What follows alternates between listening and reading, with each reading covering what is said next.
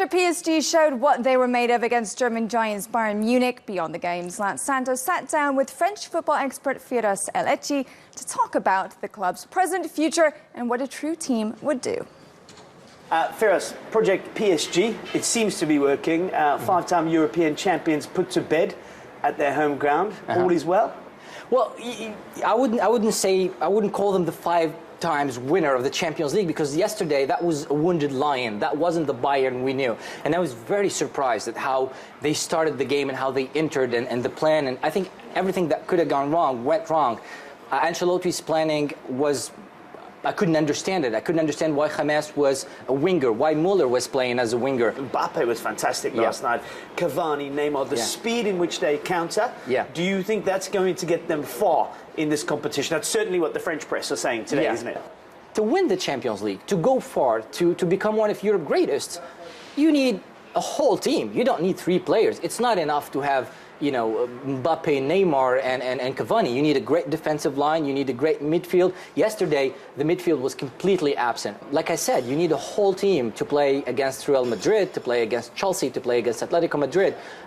Like, if you play against Simeone, for example, Neymar, Cavani, Mbappe, they wouldn't even get the ball. It wouldn't get to them. And when we talk about these games, we also talk about the pressure of the advanced parts when you play the quarterfinal and the semifinals, and strong crowds like Atletico Madrid's or like Real Madrid's, and you go to, you know, the Bernabeu and you go to Stamford Bridge. That's intimidating. That's scary. How are you going to cope with that? I'm very curious about that. Let's stay with the stadiums now.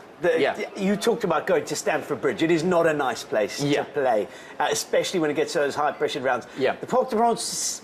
Tell me about it. I mean, I'll give you my opinion of it being there. It does seem somewhat plastic, a little manufactured, if you like. I mean, is that going to be a factor for them as well? They can buy the best players in the world, but you can't buy chemistry, can you? Well, that's a very interesting point, because that's one of the things you can't buy: history. But here, you need to start worrying about creating history before thinking about conquering Europe. It's like you have a strong engine on your car, but you don't have tires. So you need to think about that before, you know, you say, we're going to win the Champions League this season. But where does it end? What is the target? Is it solely to win the Champions League? If they don't win the Champions League, do they going to spend more money? I don't know, because right now, like I said before, they're, you know, on UEFA radar. They're being monitored closely, and the question is, do they care about that? I mean, some people wonder if they even care, because the rules were there and they've just but they should. But they should. So UEFA will look at the books next year. So they have a little window to make up the money they spent, and if they don't, UEFA is absolutely going to make an example out of PSG.